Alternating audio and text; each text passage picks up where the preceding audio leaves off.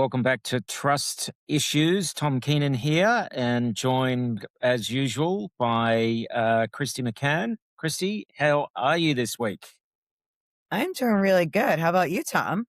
Yeah, I'm okay. I'm okay. I want to talk about the importance of benevolence this week because I think this is something which is sorely missing.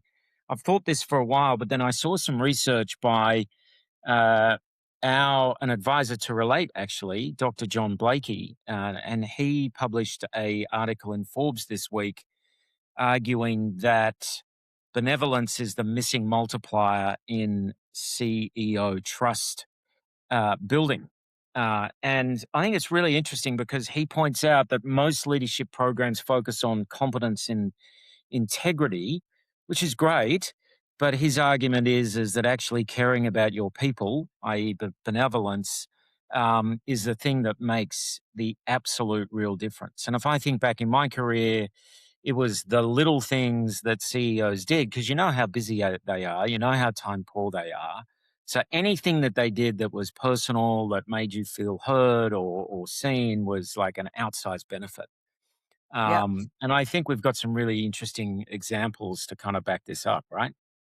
No, I mean, when I look at my career, right, there was Judy Jackson, an amazing CHRO and then COO, who would bring me in flowers. When, I had worked really hard and I helped her, at the executive and board level, even though I was not in those meetings, I was early in on my career. And that meant the most to me, right? It was just that little thing. And then when I think about when I was over at Pearson Education, Jim Binky, him stating the lines in front of thousands of employees, I don't move without Christie, right? And just that statement, while it made me feel great, it was just also humbled and honored that uh, he recognized, my value and was willing to say that in front of, thousands of employees, as a CHRO. And so when you care and you show that, you show I worked harder. I worked harder Yeah. for Judy and I worked harder for Jim. And it's not because I had to, it's because I wanted to. That there's always that line, do you live to work or do you work to live? Well, Right. and do you work for your boss or do you work for the the your boss first, your company second? Yeah. And there's the old saying that you want your team members to get up to come and work for you as a leader, right? Yeah. That's where you're going to get the emotional buy-in, probably more than the company, unless there's some really unique purpose behind it. Yeah. But there's also, I know you love Mark Cuban, so Yeah. there's also a couple of really great examples of how this plays out financially for people as well, which I think, I mean, in this environment could be just so powerful if more companies did this.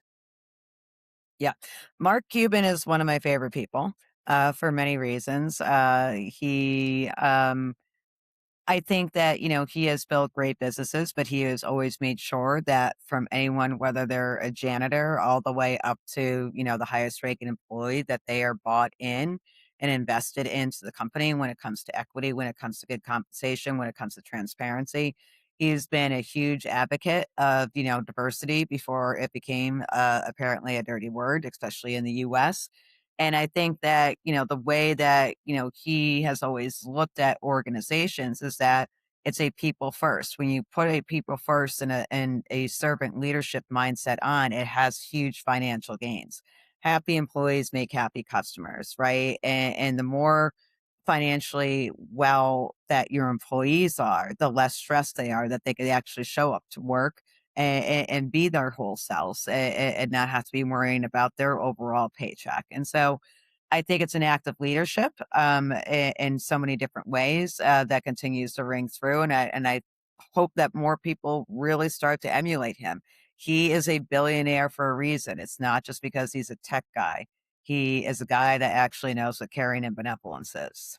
Well, yeah, and the track, the stats, show it, right? When he sold broadcast to Yahoo for 5.7 billion, after he sold his stake, he gave $35 million away in bonuses. I Yeah. mean, that nothing's going to motivate people more than the knowledge that your boss is going to share in the coming M&A that might be being talked about in the press, Yep. right? So it's such a binary outcome. You're a worker there sitting knowing that your company's about to be sold and have an uncertain future. Who's going to come to work and show up and work harder if they know that they're actually going to be a big part of that outcome? I mean, it's not rocket science, right? No, it's not. I mean, and for the younger generation out there, like the Swifties, I am not a big Taylor Swift music enthusiast, but I love the way she treats employees. Like everybody who trucked her around all over the country for her concerts and tours, she was giving 100,000 $1 million bonuses to all the people, that were supporting her from her buses, for her crew, her stage, etc.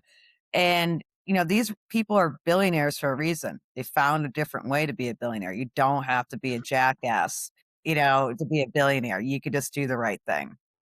Yeah. And even when it's hard, you can do the right thing. And I was interested to read, the difference between Microsoft and Oracle Yeah. and the way that they're handling, their job cuts. So, Microsoft, for those listening who don't know, they just cut 4,800 jobs on July 6th. And the company has been really public about and published the full severance package details proactively. So everyone is aware. It's fully transparent. Base pay continued. Stock vesting kept alive for 6 to 12 months after leaving. Health coverage maintained. So okay, we're cutting your job, but hey, we're going to do this in a way which supports you, the human.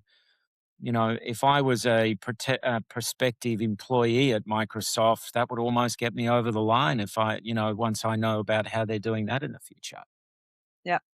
No, I couldn't agree more. I mean, Microsoft to me was always a good company because of transparency. Like, people like to rag on them that they're not as innovative, that they've been laggards, and that they're controlling stake. They've always had good leadership in there, and they have good morals and values, and ethics. And then when you look at the flip side with Oracle, where they don't care and they're just sticking in all their layoffs, like, you know what I mean, in some memo, and hiding behind it. Um, it to me, it's a huge difference, right? Because like when it comes to like, the stock that I want to buy, am I going to buy Microsoft or Oracle? Microsoft. When it comes to places I want to work, when it comes to me as to being a consumer, right?